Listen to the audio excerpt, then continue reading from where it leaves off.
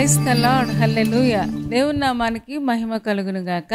నేటి దేవుని మాట అనే శీర్షిక కోసం వేచి ఉన్న మీ అందరికీ కూడా యేసయ్య నామములో వందనాలు తెలియజేస్తూ ఉన్నాం. బాగున్నారా? సంతోషంగా ఉన్నారా? నిజమే, దేవుడి మహాకృప వల్ల, మహాదయ వలన దేవుడు కనికరించి గతించిన రోజులన్నీ మనల్ని కాపాడి మరలా ఈ నూతనమైన దినాన్ని చూడడానికి, అంత మాత్రమే కాదు వాక్యముతో మన హృదయాన్ని నింపుకోవడానికి దేవుడు కృప చూపించాడు. గొప్ప దేవుణ్ణి మనం కలిగి ఉన్నాం కదా. మరి ఈరోజు నేటి దేవుని మాట అనే శీర్షికలో దేవుడు మనకి ఇవ్వబోతున్న మాటను ఒక్కసారి మనం చూద్దాం. 81వ దావీదు కీర్తన 14వ వచనం నేను చదువుతూ ఉన్నాను, ఒక్కసారి మీరు చూడండి. అప్పుడు నేను వేగిరమే వారి శత్రువులను అణగద్రొక్కుదును, వారి విరోధులను కొట్టుదును అని దేవుడు ఇశ్రాయేలు జనాంగానికి ఆయన వాగ్దానం చేస్తూ ఉన్నట్టుగా మనం చూస్తూ ఉన్నాం.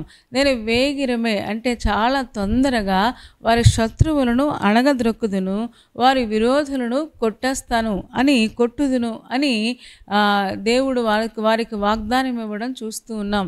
ఏమంటే ఇశ్రాయేల్ చుట్టూ శత్రువులే కదా. ఏమంటే ఇశ్రాయేలును ఎప్పుడు బాధించేవాళ్ళు చాలామంది ఉన్నట్టుగా మనకు తెలుసు. అలాంటి శత్రువుల మధ్యలో వీరు కాపురం చేస్తూ ఉన్నారు. అందుకనే దేవుడు అంటూ ఉన్నాడు, నేను వేగిరమే లేస్తాను. అంటే నేను అలాగ వదిలిపెట్టేవాడిని కాదు కానీ, నా ప్రజలను వదిలిపెట్టేవాడిని కాదు కానీ, నా ప్రజల కోసం నేను ఆలోచిస్తాను, తొందరపడతాను, ఎలాగైనా సరే శత్రువుల చేతిలో నుంచి వారిని విడిపించడానికి ప్రయత్నం చేస్తాను అని దేవుడు వాగ్దానం చేస్తూ ఉన్నాడు. నిజమే, ఈ రోజున నరకం అనే పెద్ద శత్రువు నుంచి విడిపించడం కోసం యేసు ప్రభు ఆయన ఈ లోకంలోకి వచ్చి నరావతారిగా వచ్చి మనందరి కోసం భయపోయిన మాట వాస్తవమే కదా.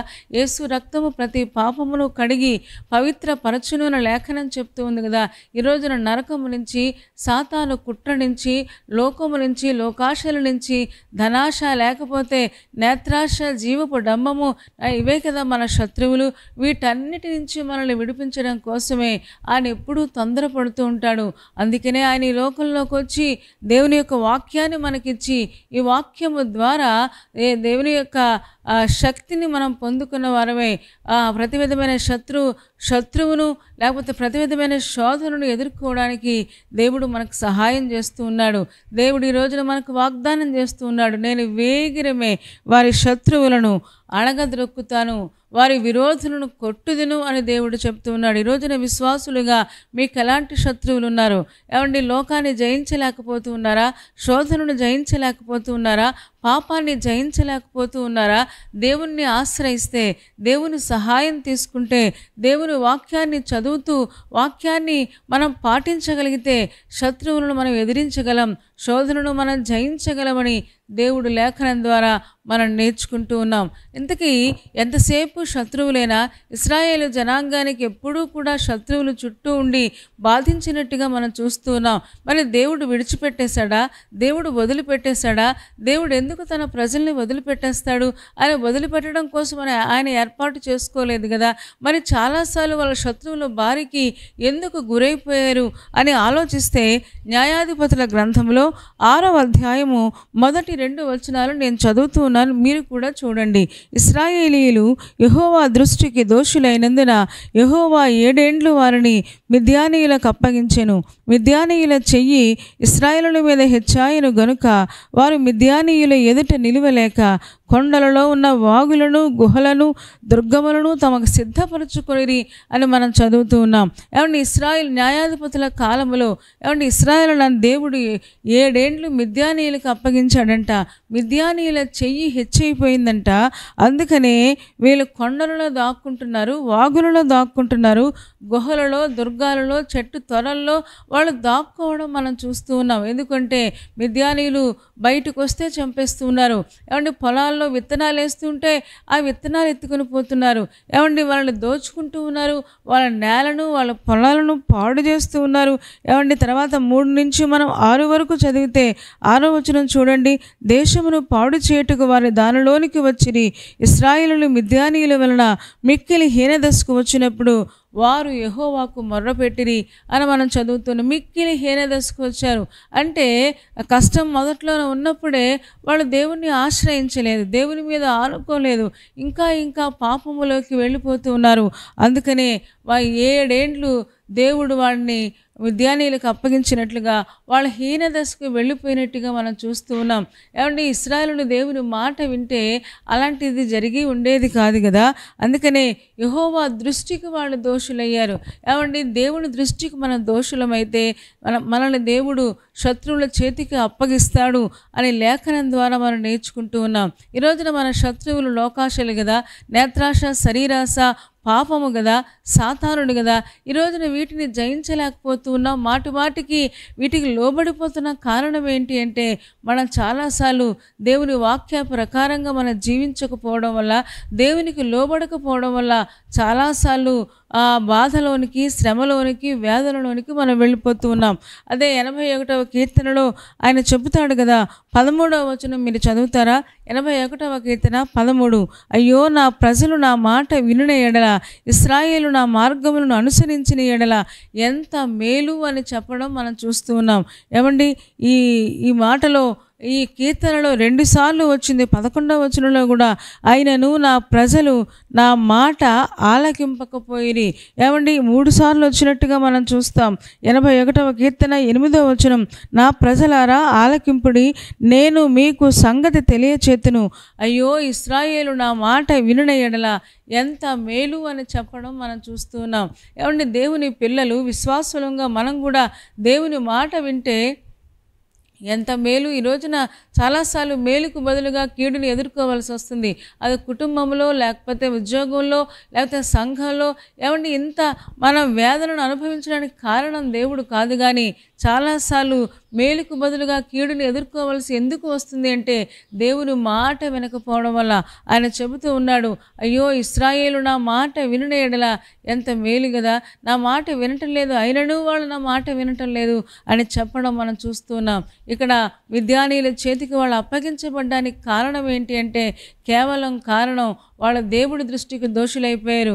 ఏమంటే దేవుడిని ప్రేమించడం మానేశారు, దేవుడిని పట్టించుకోవడం మానేశారు, దేవుని గురించిన ఆలోచన వారికి లేదు, వాక్యం గురించిన శ్రద్ధ వారికి లేదు. అందుకనే దేవుడు 7 ఏండ్లు వాడికి అప్పగించాడంట. గిద్యోనును లేపాడు. తర్వాత గిద్యోను అంటాడు, దేవుడు మాకు తోడుంటే ఎందుకు ఇన్ని కష్టాలు వస్తాయి అని ఎదురు ప్రశ్న వేస్తూ ఉన్నాడు. అంతేగాని అయ్యా మేము పాపం చేశాం, మేము దోషం చేశాం, మమ్మల్ని క్షమించండి అని అడగకుండా నిజంగా దేవుడు మాకు తోడై ఉంటే మాకు ఇన్ని శ్రమలు ఎందుకయ్యా, గానుగ చాటును ఎందుకు గోధుమలను దొల్లగొట్టుకోవాల్సి వస్తుంది అని చెప్పడం, అంత పిరికివారిగా లేకపోతే ప్రతి చిన్నదానికి భయపడేవారిగా ఎందుకు ఉండాల్సి వస్తుంది అంటే వాళ్ళు దేవుడి దృష్టికి దోషులైపోయారు. అయినా సరే దేవుడు ప్రేమ కలిగిన వాడు గనుక వేగిరిమే వారి శత్రువులను అణగద్రొక్కుతారని వాగ్దానం చేశాడు గనుక గిద్యోనును లేపి బలపరిచి ఏమంటే మిద్యానీయుల మీదకు పంపించి ఆ యుద్ధంలో విజయాన్ని సాధించినట్టుగా మనం చూస్తూ ఉన్నాం. అదే న్యాయాధిపతుల గ్రంథము 7వ అధ్యాయము 23వ వచనం నేను చదువుతూ ఉన్నాను.